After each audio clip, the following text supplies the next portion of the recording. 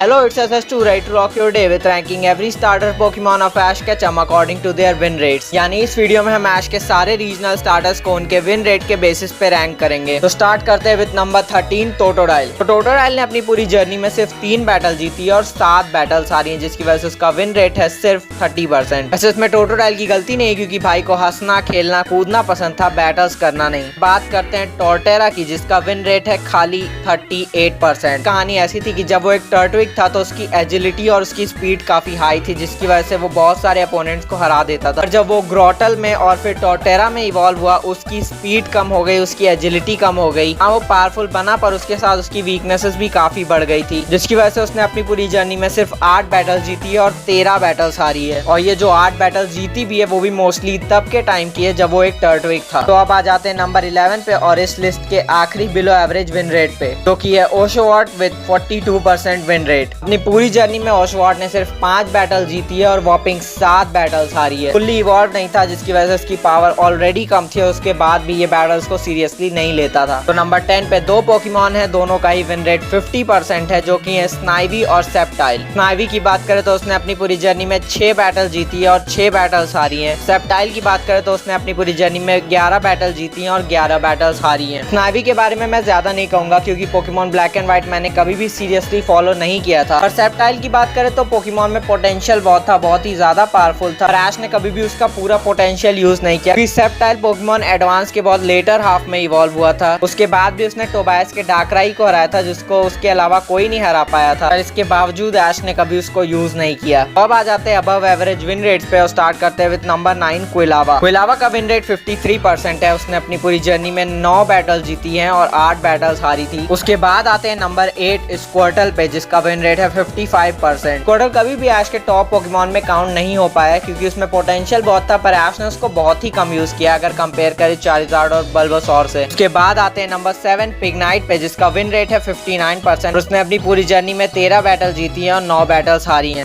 तो पिग्नाइट की बात करें तो उसकी बैक स्टोरी काफी सैड रही है। उसके ट्रेनर ने उसको बहुत ही बुरी तरीके से ट्रीट किया था। उसके बावजूद उसने ऐश पे ट्रस्ट किया, काफी उभर के आया और काफी सारी बैटल जीती है। नंबर 6 पे बात करते हैं ऐश के प्यार में पागल बेलीफ की, जिसका विन रेट है 60%। जर्नी में उसने 6 बैटल जीती है और 4 बैटल्स हारी थी। उसको एनिमे के शुरुआत में काफी ज्यादा पावरफुल दिखाया, पर ग्रेजुअली उसकी पावर बहुत ही वीक कर दी गई थी। नंबर 5 पे हमारा दूसरा टाई आता है, क्योंकि नंबर 5 पे इंसिनेरोर और राउलेट दोनों ही 67% पे बैठे हैं। इंसिनेरोर की बात करें तो उसने अपनी पूरी जर्नी में 6 बैटल जीती थी और 3 बैटल्स हारी थी। और राउलेट की बात करें तो उसने अपनी पूरी जर्नी में 8 बैटल जीती थी और 4 बैटल हारी थी। दोनों ही पोकेमॉन ऐश की one of the best team के पार्ट रहे हैं। इन दोनों का बहुत ही अच्छा कंट्रीब्यूशन रहा है ऐश के अलोला लीग जीतने में। अब आ जाते हैं टॉप 4 में और हैवी लिफ्टर्स में, यानी कि ऐश के वन ऑफ द बेस्ट के बेस्ट पोकेमॉन्स। नंबर 4 पे बात करते हैं मेरे फेवरेट पोकेमॉन चारिज़ार्ड की, जो कि 69% विन रेट लेके बैठा है। उसने अपनी पूरी जर्नी में 16 बैटल जीती हैं और सिर्फ 8 बैटल्स हारी थी। धीरे धीरे ये इतना ज्यादा पावरफुल हो गया था कि जब ऐश की गैरी से बैटल हुई थी,